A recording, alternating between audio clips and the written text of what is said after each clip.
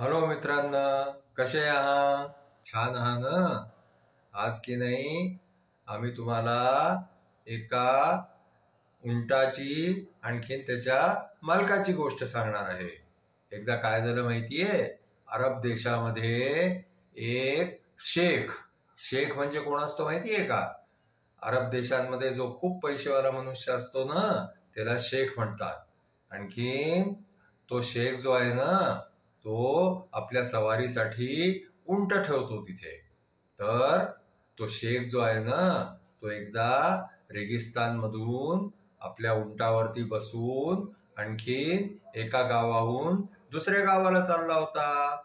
आता काय झालं की जाता जाता रस्त्यामध्ये झाली रात्र. आता काय झालं माहितीये का? त्या शेखनी जे आहे ते रेगिस्तानमध्ये एक तंबू लागला. तंबू लावल्यावरती त्या तंबूमध्ये जे आहे ना, त्यांनी आपली राहायची व्यवस्था केली. तंबू लावताना जे आहे ना, ते बाहेर खुंट्या ठोकाव्या लागतात. आणखीन त्याला रश्श्या बांधून आणखीन तंबू लावला जातो. तर त्यांनी काय केलं माहितीये का? त्या तंबूच्या ज्या खुंट्या ठोकल्या होत्या ना, त्या खुंट्यांना आपल्या उंटाला बांधलं. आणखीन तंबूच्या आतमध्ये जे आहे तो शेख आपला बिस्तरा वगैरे लावून आणखीन झोपला. तुम्हाला माहितीये का रेगिस्तानमध्ये काय होतं माहितीये? तिथे रात्रीच्या वेळेला चांगलीच थंडी पडते.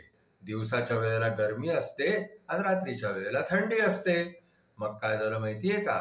जशी जशी रात्र व्हायला लागली तशी तशी तिथे थंडी व्हायला लागली.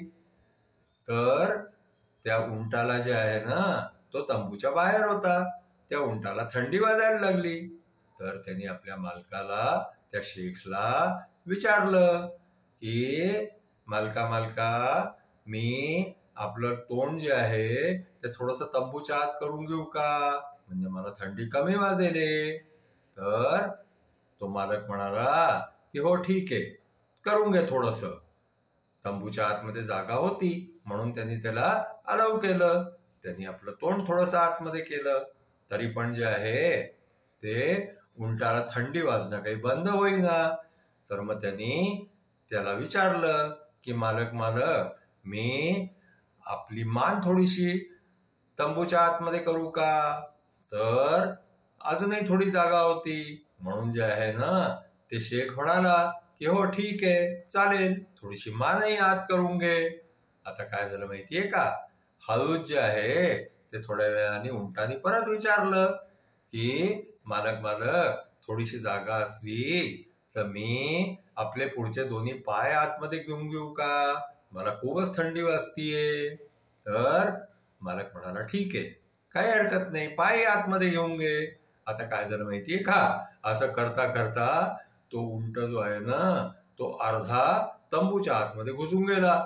आता त्या मालकाला जे आहे त्या शेखला आतमध्ये झोपायला अडचण व्हायला लागली.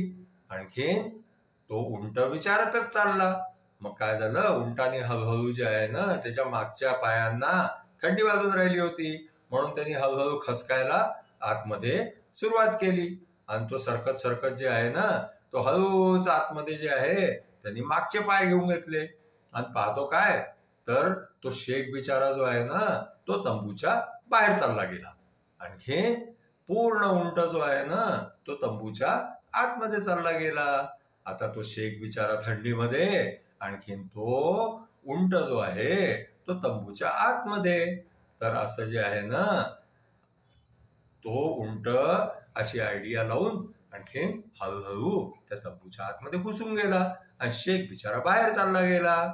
असं जर कोणी असं केलं ना, की आपली एखादी वस्तू, आपली एखादी जागा अशी हळूहळू बळकावायसाठी प्रयत्न सुरू केला, आपण त्याला थोडं देत गेलो आणि हळूहळू काय झालं की त्यांनी आपल्याकडून ती सगळी पूर्ण वस्तू हिसकावून घेतली.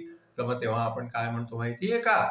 त्या उंटाच्या गोष्टीसारखं केलं बाबा या माणसाने. तर ह्यांनी जे आहे ते हळूहळू करता तो उंट जसा त्या तंबूच्या आतमध्ये घुसून गेला आणि मालकाला बाहेर काढून दिलं, तसं ह्यांनी जे आहे ते पूर्ण वस्तू, ती पूर्ण जागा, पूर्ण घर त्यांनी बळकावून घेतलं आणि मालकाला घराबाहेर काढून दिलं. तर अशी ती उंटाची आणखीन शेखची गोष्ट आहे, ज्यांनी ती उंट पूर्ण टेंटमध्ये घुसून गेला. आणखीन शेख बिचारा बाहेर थंडीमध्ये कुडकुडायला लागला. तर आपली गोष्ट आज इथेच संपली. आमची गोष्ट तुम्हाला पसंत आली असल्यास तुम्ही त्याला लाईक करा, शेअर करा, आणखीन सबस्क्राईब करा. थँक्यू.